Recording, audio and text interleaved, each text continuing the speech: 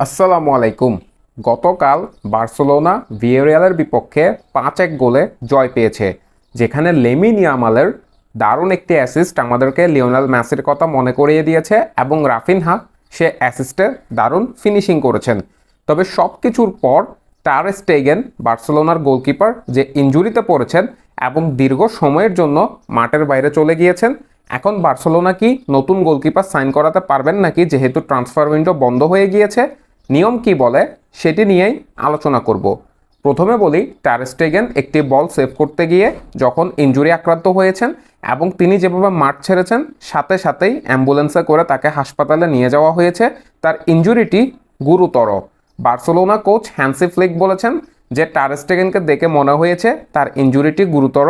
এখনও তার ইনজুরি নিয়ে ফাইনাল কোনো আপডেট পাওয়া যায়নি, তবে আমরা প্রত্যাশা করছি যে মোটামুটি পুরো সিজনের জন্যই মাঠের বাইরে চলে গিয়েছেন টার স্টেগেন। এ মত অবস্থায় লা লিগার ট্রান্সফার উইন্ডো ক্লোজ হয়েছে আগস্টের 31 তারিখ। তাহলে এখন বার্সেলোনার করণীয় কি? বার্সেলোনার সেকেন্ড চয়েস গোলকিপার আছে ইনাকি পিনা। তাকে দিয়ে কি বাকি মৌসুম বার্সেলোনা খেলাবেন, নাকি বার্সেলোনা টার স্টেগেনের রিপ্লেসমেন্ট হিসেবে গোলকিপার সাইন করিয়ে আনবেন?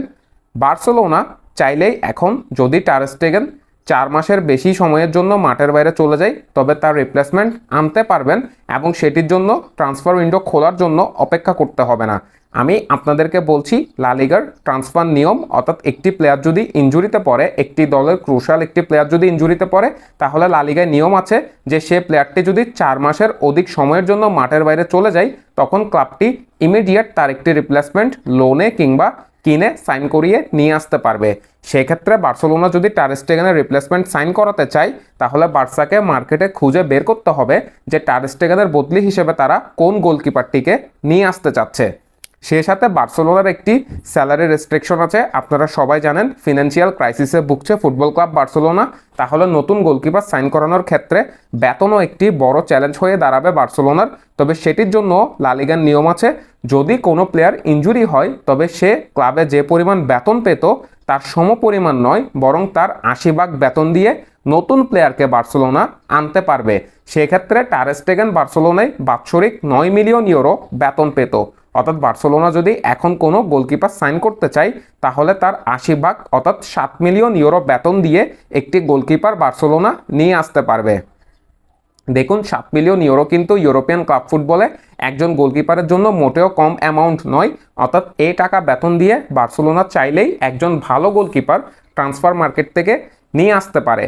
তবে ইনজুরি ছাড়াও যদি টার স্টেগেন দীর্ঘ সময়ের জন্য মাঠের বাইরে না যায়, সেক্ষেত্রেও বার্সেলোনা একজন গোলকিপার আনতে পারবে। তবে সেটির নিয়ম হচ্ছে, যে প্লেয়ারটি তারা সাইন করিয়ে আনবে তাকে অবশ্যই ফ্রি এজেন্ট হতে হবে।